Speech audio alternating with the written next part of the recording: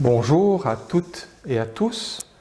Nous voici arrivés à la fin de ce cours pour la conclusion générale qui sera en même temps une ouverture sur toutes les réponses que nous pouvons donner à l'évangile de Marc dans cette expérience de lecture que nous avons faite et j'espère qu'elle a été passionnante pour vous. Dans le cours du 18 septembre, rappelez-vous, nous étions encore en présentiel, j'ai proposé dans l'introduction générale de réfléchir sur la structure, le choix de la structure de référence et également sur les clés d'interprétation qui peuvent résulter de chacune de ces structures.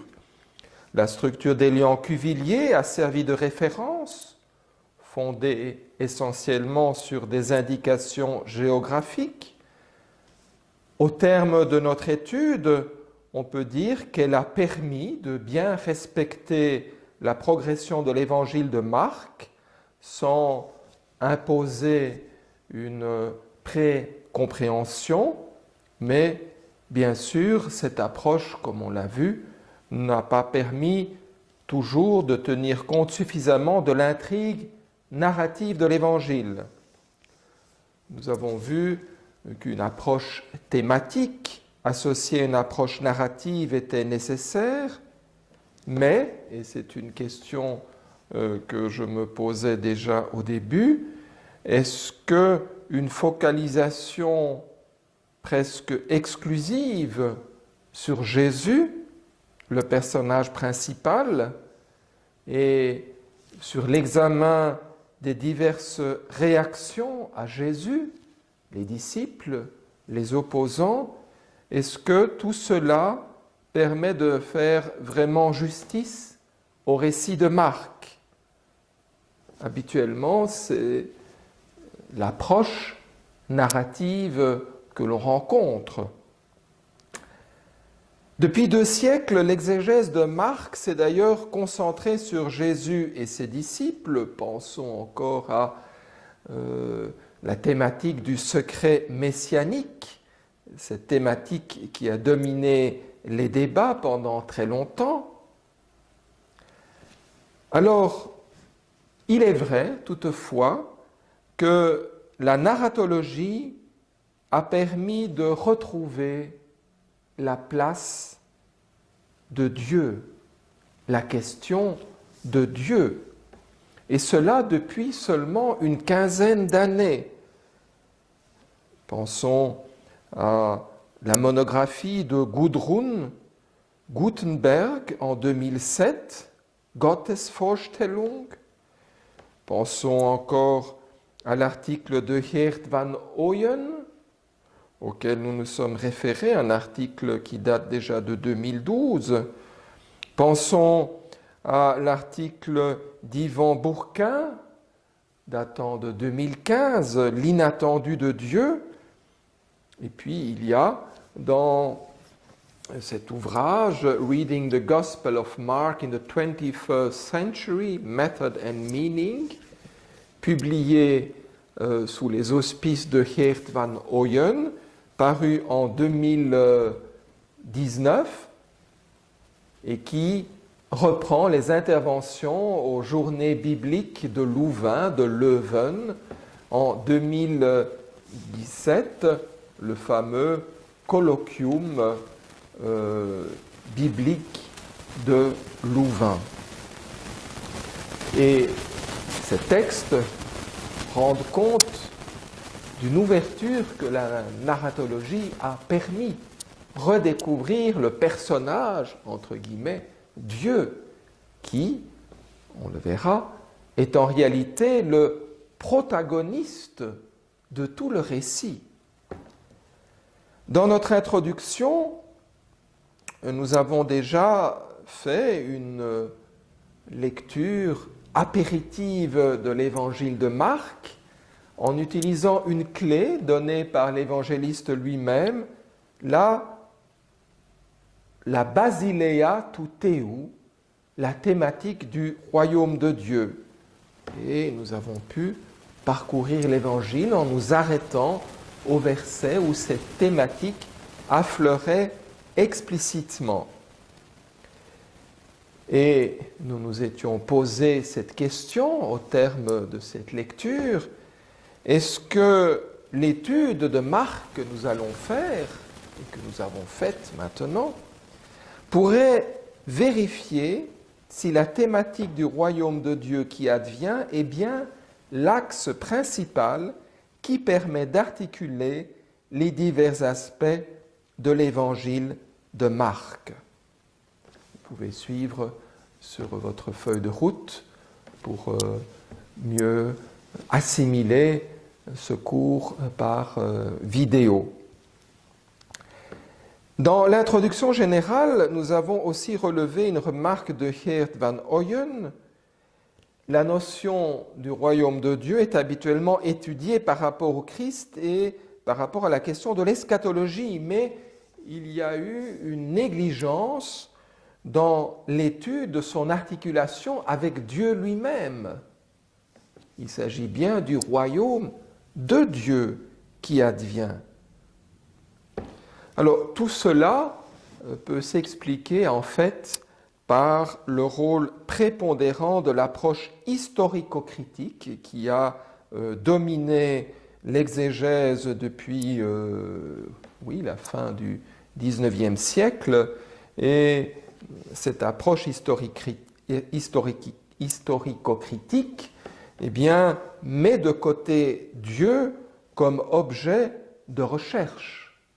Alors évidemment, la question de Dieu comme personnage principal, n'apparaît pas dans cette approche.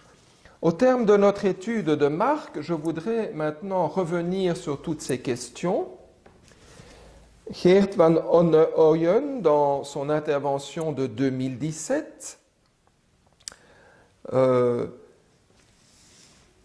intitulée « Du secret messianique au mystère divin », qui se trouve tout au début de ce grand volume, permet de relire tout l'évangile de Marc pour redécouvrir l'importance du personnage Dieu dans le récit, ce personnage qui est articulé directement avec l'avènement de son royaume. En 1971, le Colloquium Biblicum Lovaniensi avait déjà été consacré à l'évangile de Marc. Il portait sur la tradition et la méthode. C'était encore l'époque de la floraison de l'approche historico-critique et le thème du colloque était de réfléchir sur Marc dans sa manière d'utiliser ses sources, les traditions, pour créer un nouveau genre littéraire avec une christologie propre. Les mots-clés étaient histoire, tradition, rédaction et christologie. Maintenant, ce colloque auquel je me réfère de 2017 s'est enrichi avec les approches synchroniques. Alors, l'approche de Geert van Ooyen, qui est résolument narratologique, est extrêmement féconde, mais il ne faut pas oublier que cette approche synchronique doit être articulée avec une approche diachronique, une approche historico-critique. Dans le cours d'introduction générale, je vous ai distribué des feuilles pour vous redonner des éléments de méthodologie exégétique. Et dans ces feuilles, vous avez pu voir comment on peut articuler synchronie et diachronie dans l'acte de lecture. Le lecteur lui-même va puiser dans une encyclopédie de référence où il trouve des renseignements que l'on peut acquérir par l'approche historico-critique. Par ailleurs, une approche narratologique devrait s'ouvrir à un acte de référenciation. Sinon, on reste uniquement dans le monde du récit. On parle de personnages, on parle d'intrigues, on parle de stratégie, mais comment cela peut être référencié à la réalité historique, à la réalité transhistorique du dessein de Dieu qui s'est réalisé par Jésus et dont Marc témoigne. Par ailleurs, et ça la narratologie le fait bien, la lecture la lecture de Marc, cet acte de lecture, nous rejoint dans notre aujourd'hui. Alors, il faut vraiment oser relire Marc, faire un acte de lecture dans toute la tradition de lecture de l'Église, en situant Marc également dans le cadre de la parole transmise de l'Église, donc dans le cadre de la tradition. Tous les contextes de lecture de Marc ne sont pas équivalents. Par ailleurs,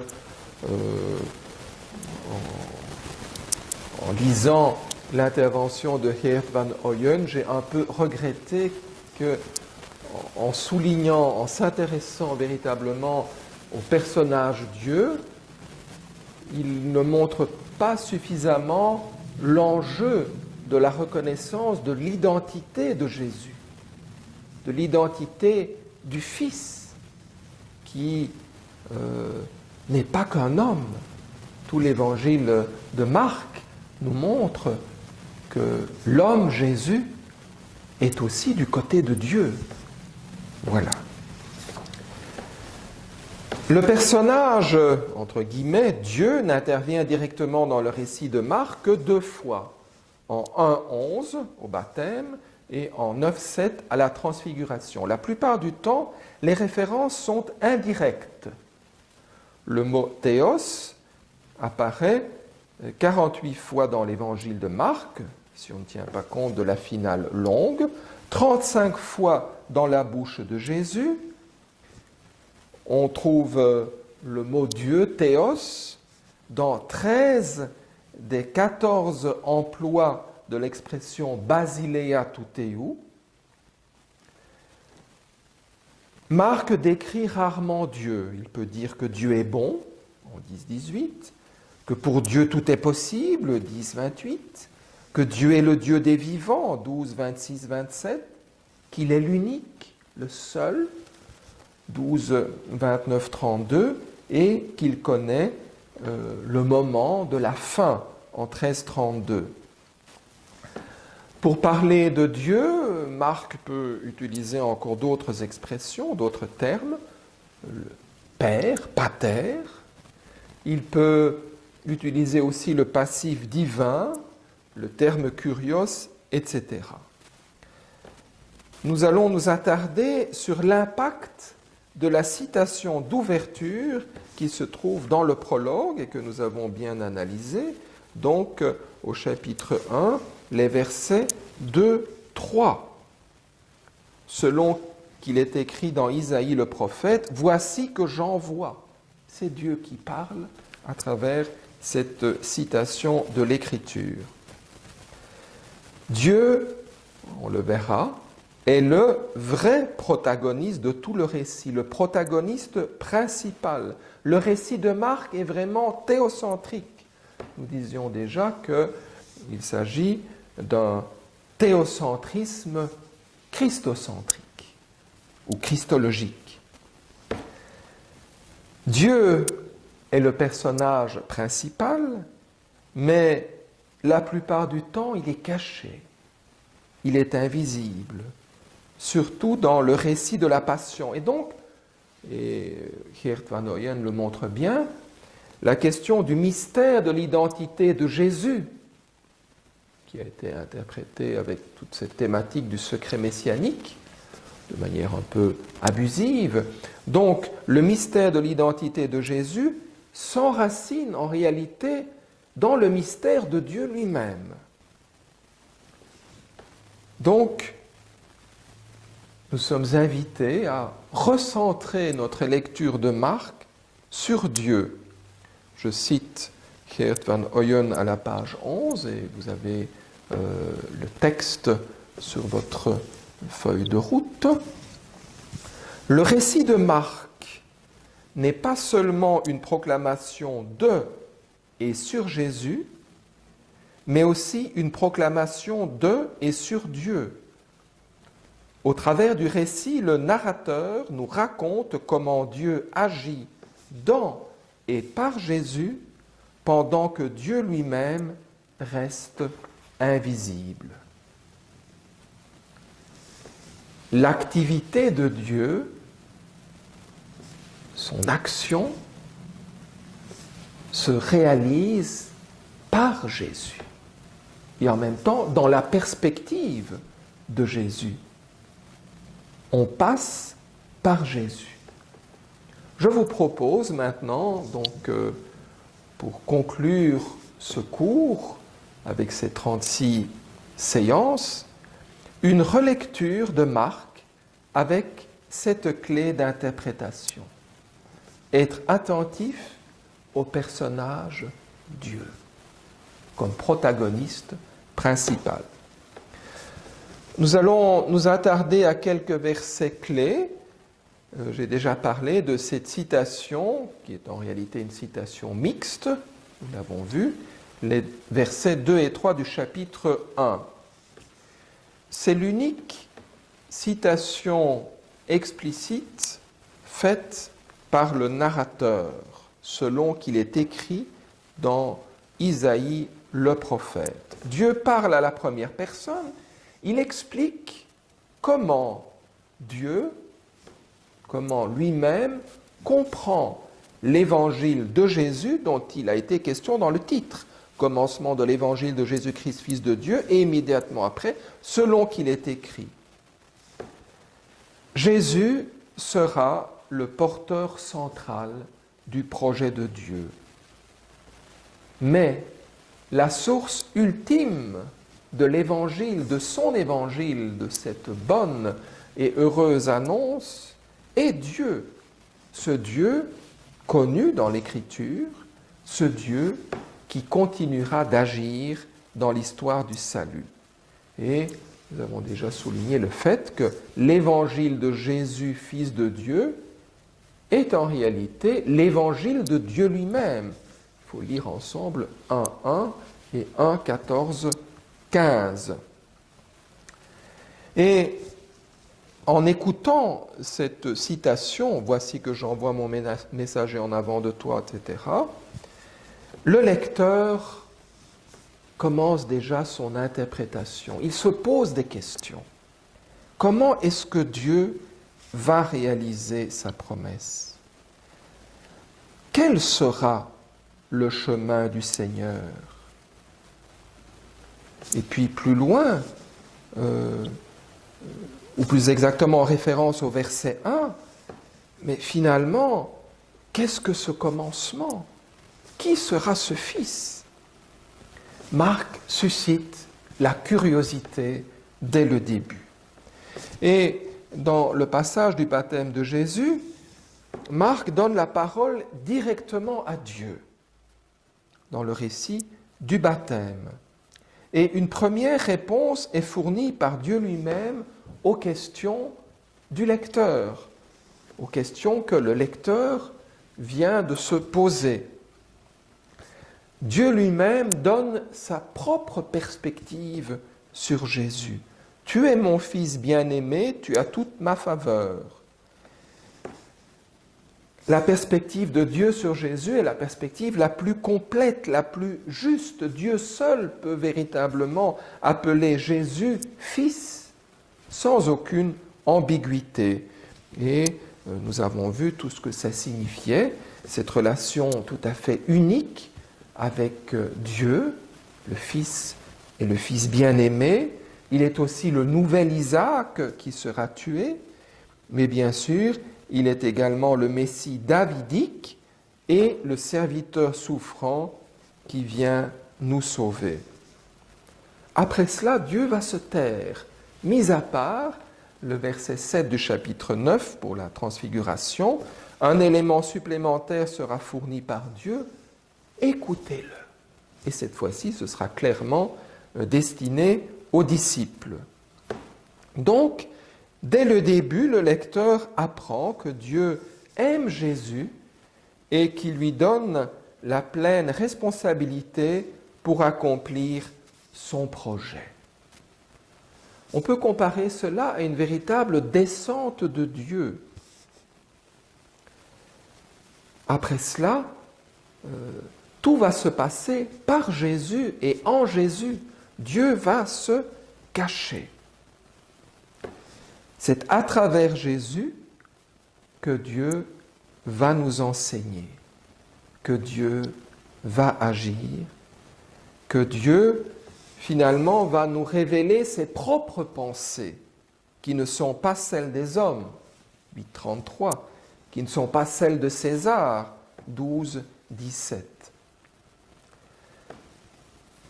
Dieu, en Marc, apparaît ainsi un mystère que Jésus révèle. Un mystère insaisissable que seul Jésus peut nous apprendre à connaître. Dieu n'est pas un personnage comme les autres personnages de Marc.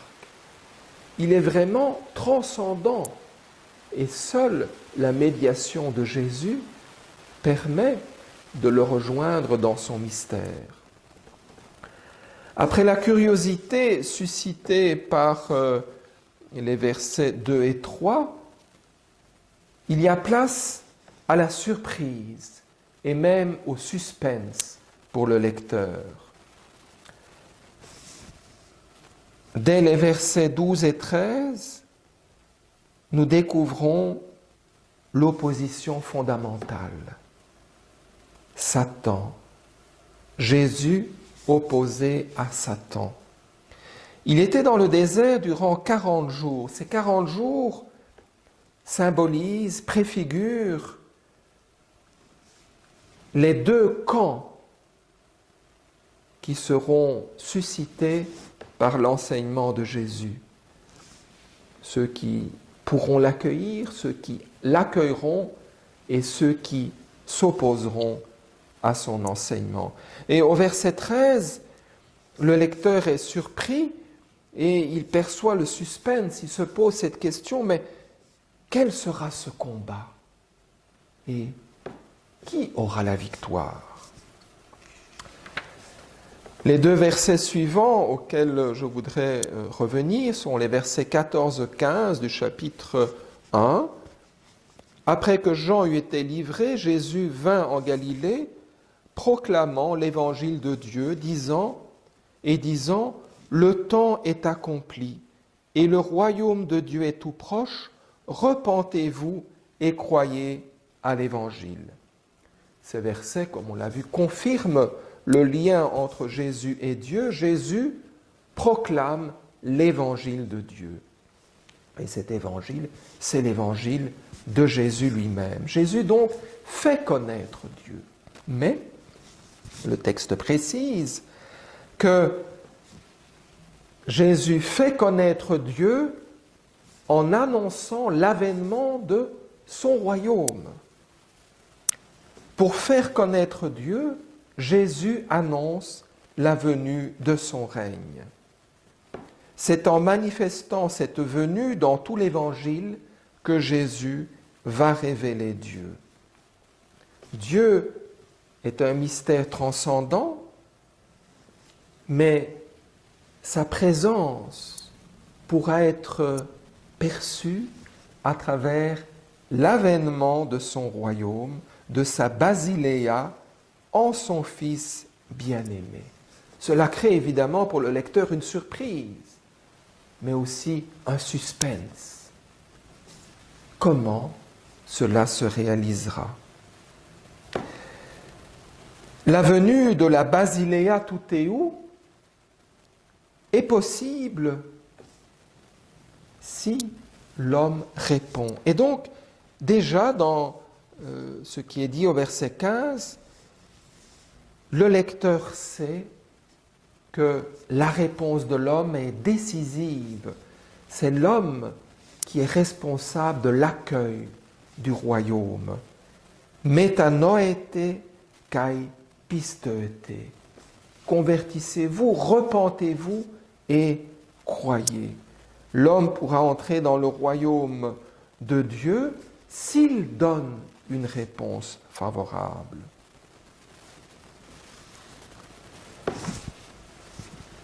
Après cela, nous avons des actions concrètes, des paroles de Jésus qui suscitent des débats, des signes de l'avènement de la Basileia Tuteiou sont donnés par Jésus, en Jésus.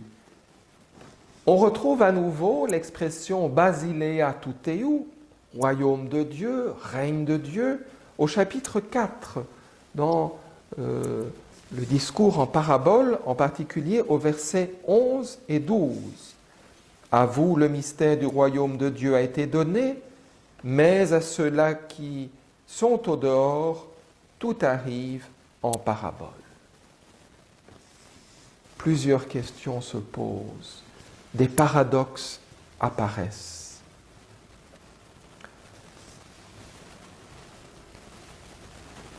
Pourquoi, pour ceux du dehors, tout arrive en parabole, seulement en parabole? Qu'est-ce que ça veut dire? Nous avons vu qu'il s'agissait d'un test. Si ces paraboles restent des paraboles fermées, c'est que le cœur s'est endurci, c'est que les paraboles ont révélé un cœur endurci. C'est pour ça que pour ceux du dehors, tout advient en parabole. Mais ceux qui ne font pas partie du groupe des disciples, dans la suite du récit, peuvent toutefois comprendre. Et parfois mieux que les disciples qui, au contraire, ne comprendront pas. Les disciples, d'après ce qui est dit au chapitre 4, doivent comprendre, puisque le mystère du royaume de Dieu leur est donné. Et Jésus leur donne des explications. Mais la suite du récit nous manifestera qu'ils ne comprennent pas. Pourquoi? Paradoxe, question. Enfin, nous, les destinataires du récit, nous nous posons la question, mais finalement, est-ce que je suis du côté des disciples? Est-ce que je suis du côté de ceux du dehors? Où est-ce que je me situe? Ces questions, ces paradoxes, sont un appel. Le royaume de Dieu est un mystère qu'il faut toujours rechercher. Et les réponses sont extrêmement complexes, comme le montre la parabole du semeur. L'entrée dans le royaume de Dieu dépend de notre écoute. Une écoute qui permet d'accueillir les critères du royaume pour y entrer. Les critères qui sont donnés pour reconnaître le royaume, pour entrer dans le royaume, ne sont pas rassemblés comme en Matthieu, dans le grand discours du sermon sur la montagne. En Marc, ces critères sont dispersés à travers l'Évangile. Et Geert van Ooyen, dans les pages 25-26, a rassemblé ces critères qui sont exprimés tout particulièrement par les paroles en style direct prononcées par Jésus lui-même. De 9, qu'y a-t-il de plus facile de dire au paralysé « Tes péchés sont pardonnés » ou bien de dire « Lève-toi, prends ton brancard et marche » De 17, ce ne sont pas les bien portants qui ont besoin de médecins, mais les malades. Je suis venu appeler non pas les justes, mais les pécheurs. De 27-28, le sabbat a été fait pour l'homme, et non l'homme pour le sabbat, de sorte que le Fils de l'homme est maître même du sabbat. Donc, pour accueillir la semence du royaume, il faut écouter Jésus. Jésus qui parle, qui nous donne les critères pour accueillir le royaume. Et finalement, nous nous apercevons au fil de notre lecture que tous ces critères sont déjà parfaitement réalisés par quelqu'un, par Jésus lui-même, à travers ce qu'il est, à travers son ministère. Jésus est vraiment le Fils, qui est dans une relation privilégiée avec Dieu et qui va exercer toute sa mission dans l'obéissance au Père. Et donc, reconnaître les critères pour entrer dans le royaume, c'est reconnaître le Fils en qui ces critères sont parfaitement réalisés. D'où l'importance de l'identité de Jésus, de la reconnaissance de l'identité de Jésus, qui est inséparable de la reconnaissance de sa mission. La mission du Fils, c'est une mission de service. Le Fils de l'homme est venu pour servir, pour donner sa vie en rançon pour la multitude. 10, 42. Pour accueillir les critères du royaume, pour entrer dans le royaume, pour ressembler à Jésus, Marc nous fait dire à Jésus que nous devons devenir des enfants. C'est intéressant qu'après la deuxième annonce et avant la troisième, se trouve précisément cet appel à devenir comme des enfants. L'enfant est donné en exemple. Il ne faut pas scandaliser les enfants. Et puis Jésus dit explicitement qu'il faut être un enfant pour accueillir le royaume de Dieu. L'enfant, c'est être dépendant, c'est être pauvre, c'est être confiant, qui permet d'accueillir Jésus, parce que Jésus est l'enfant de Dieu parfait. Et donc, Jésus dit bien, qui accueille un enfant en son nom, l'accueille, puisque l'enfant est celui qui manifeste le Fils. Être enfant, c'est aussi porter sa croix, renoncer à sa vie. C'est ce qui était dit après la première annonce de la Passion. Il faut lire ensemble ce qui est adressé aux disciples, ce qui est adressé aux interlocuteurs de Jésus, pour comprendre quelles sont les conditions pour ressembler à Jésus, pour marcher à sa suite selon les critères du royaume et entrer ainsi dans le royaume. Alors, surprise pour le lecteur, les disciples qui ont entendu l'appel, qui ont été institués, dont la mission a eu un succès, les disciples qui, dans la personne de Pierre, ont apparemment reconnu Jésus, tous ces collaborateurs proches de Jésus, eh bien, ils ne comprennent pas les critères du royaume. Ils ne comprennent pas. C'est la grande surprise du lecteur. Comment comprendre cela? Le royaume de Dieu est toujours un don. Et on a beau faire partie du cercle des privilégiés, il s'agit de nous convertir, il s'agit nous-mêmes de faire la démarche, il s'agit nous-mêmes d'accueillir. Et c'est difficile. C'est difficile. Le lecteur, à travers la figure des disciples, peut se remettre en cause, surtout s'il est déjà chrétien, s'il fait partie de la communauté. Il se croit faire partie des privilégiés, mais finalement, peut-être, il n'a encore rien compris.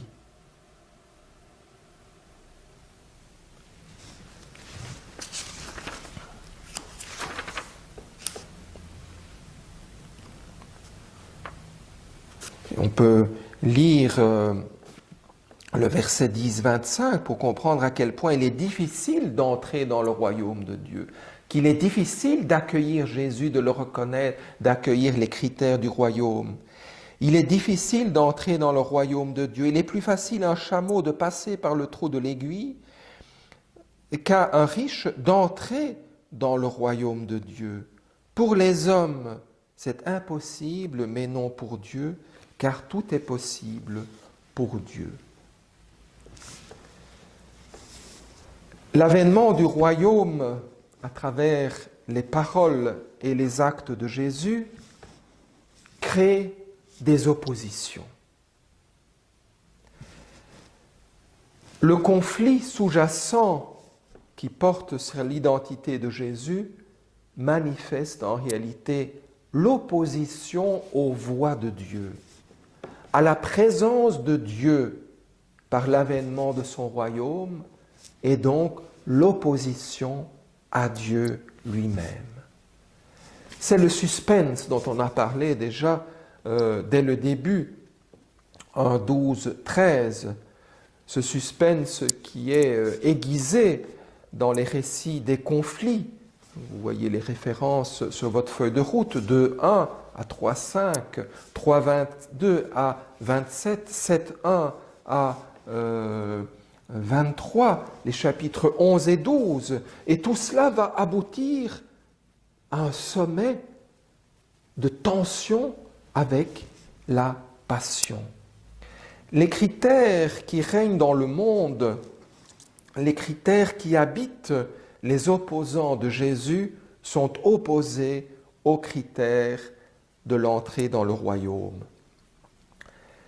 Et donc, les opposants qui sont, on l'a vu, on le sait, les autorités religieuses juives de l'époque,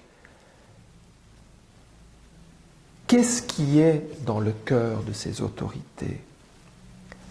Quelle est leur conception de Dieu? Au fil de la lecture de Marc, nous comprenons que le Dieu qu'ils prétendent servir est en réalité un Dieu qu'ils veulent mettre à leur propre service. Les critères du royaume bousculent donc leur conception de la loi et du temple. Mais plus fondamentalement, elles bousculent leur sens de Dieu.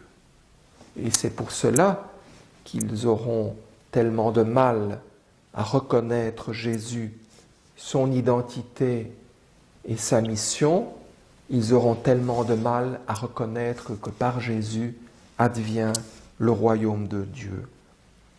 Et à travers cette opposition qui apparaît, le lecteur se pose à nouveau des questions, mais finalement, qui est-ce qui va gagner?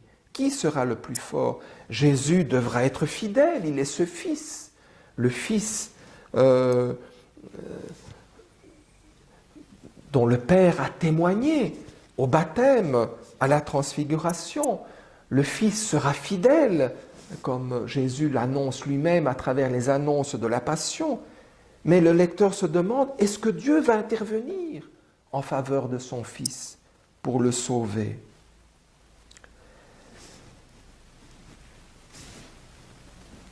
Pour voir comment Jésus manifeste ce qui habite dans le cœur de ses opposants, il va citer l'Écriture. Et donc, il va donner la parole à Dieu à travers l'Écriture. Vous pouvez voir ça en 7.6.7, en 11.17, et puis finalement à travers la parabole des vignerons homicides. Jésus cite le psaume 118 qui manifeste qu'à travers le rejet de Jésus, c'est le dessein de Dieu qui s'accomplit, ce dessein paradoxal, ce dessein inattendu. Jésus sera rejeté, mais il deviendra la pierre angulaire, mort et résurrection. Dans le récit des vignerons homicides, les autorités religieuses sont dénoncées dans leur aveuglement. Et cet aveuglement est directement lié à leur désir de s'accaparer Dieu.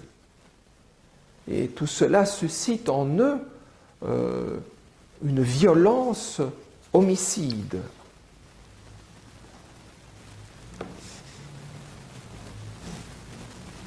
Et nous entrons dans la passion. Tout au long du récit, à travers les conflits, Dieu n'est pas intervenu directement en faveur de son Fils.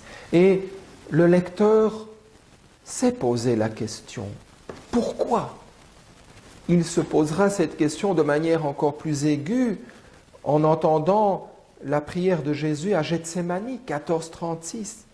Père, Abba, Père, tout est possible. Éloigne de moi cette coupe. Et puis, le lecteur sera encore plus surpris devant le cri de Jésus sur la croix. Pourquoi m'as-tu abandonné? La passion est vraiment cet aboutissement de toute l'intrigue. Nous avons parlé à quel point l'attitude des disciples pouvait susciter la surprise des lecteurs. Cette surprise est totale en voyant que finalement les disciples s'enfuient. Ils laissent Jésus seul. 14, 58, si je ne me trompe pas. Je vérifie tout de suite.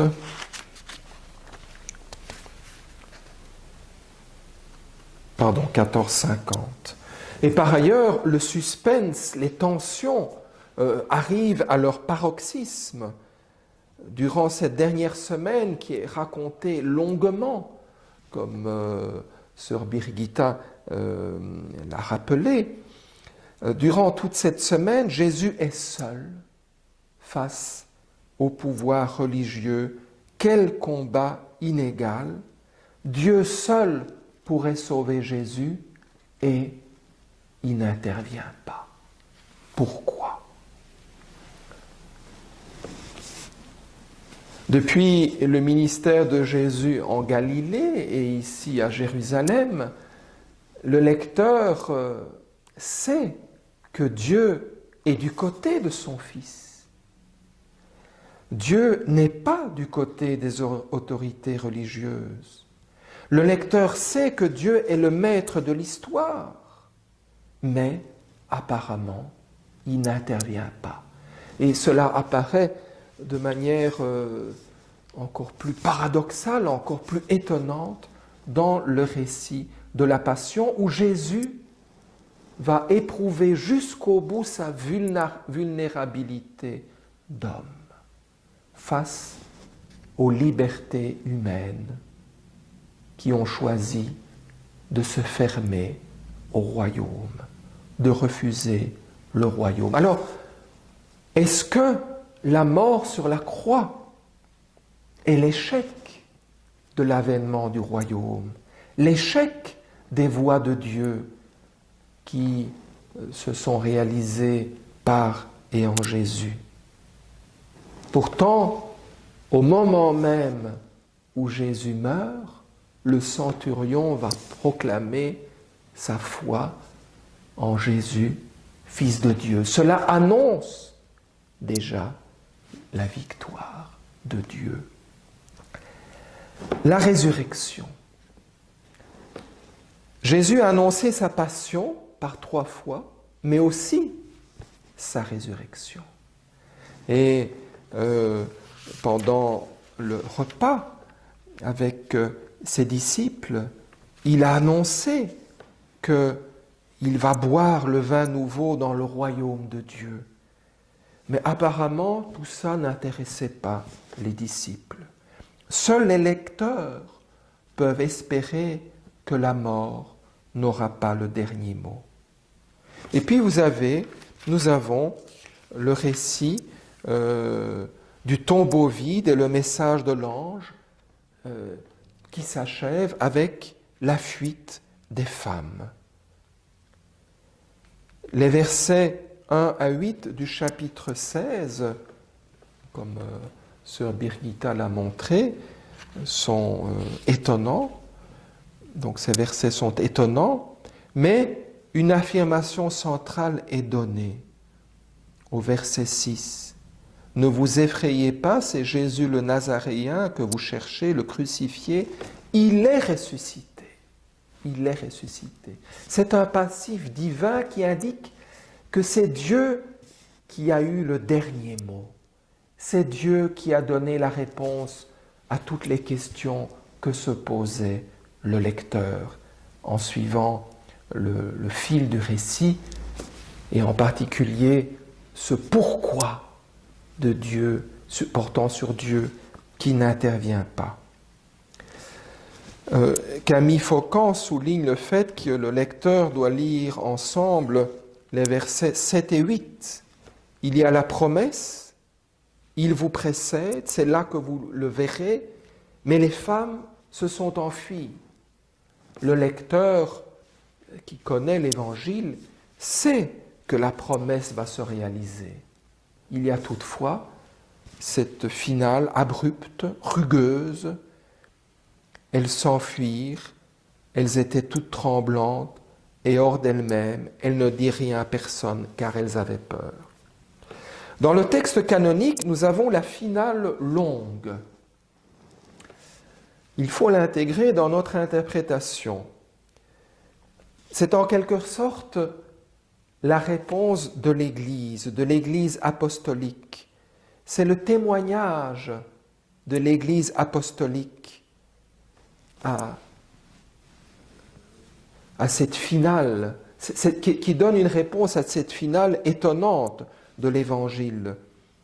La rencontre avec le ressuscité a bien eu lieu, et cette rencontre a permis la mission universelle.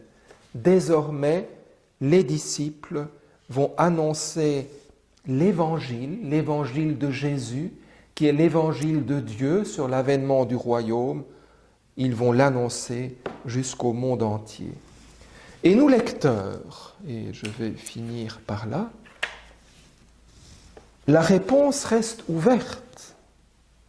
Comment allons-nous répondre à toutes les questions suscitées par l'Évangile, et en particulier à cette question décisive? L'Évangile nous pose cette question. Au terme de notre expérience de lecture, allez-vous accepter Dieu tel qu'il se manifeste en Jésus, en son Fils? Allez-vous accueillir la venue de son royaume qui se réalise par lui? Allons-nous accepter les critères du royaume? Ou au contraire, nous allons choisir le camp des opposants en préférant les critères du pouvoir, de la prise de pouvoir, finalement les critères du monde qui ne sont pas les pensées de Dieu? Est-ce que nous allons accepter de devenir enfants pour accueillir les critères et perdre notre vie? Allons-nous reconnaître que les voies de Dieu passent par son Fils? La happy end, les versets 9 à 20, ne devrait pas occulter la rugosité du verset 8. Nous pouvons fuir. Nous pouvons avoir peur, nous pouvons nous taire. Est-ce que nous allons faire un acte de foi? Est-ce que nous allons devenir témoins par-delà la mort en rencontrant le ressuscité? Voilà, nous sommes au terme de notre étude Je n'ai pas encore reçu les questions d'examen de mes collègues. Normalement, je devrais les recevoir pour samedi et donc je vais vous les envoyer. Il y aura une question par séance magistrale. Donc, vous voyez le nombre de questions qu'il y aura. L'examen sera oral en présence de sœur Birgitta et moi-même. Vous aurez le temps de ressaisir vos esprits en préparant les questions tirées au sort. Voilà, les détails vous seront donnés. Bon courage. Je vous souhaite déjà une bonne fête de Noël et puis rendez-vous donc en janvier. Nous verrons d'ailleurs si un examen en présentiel est possible.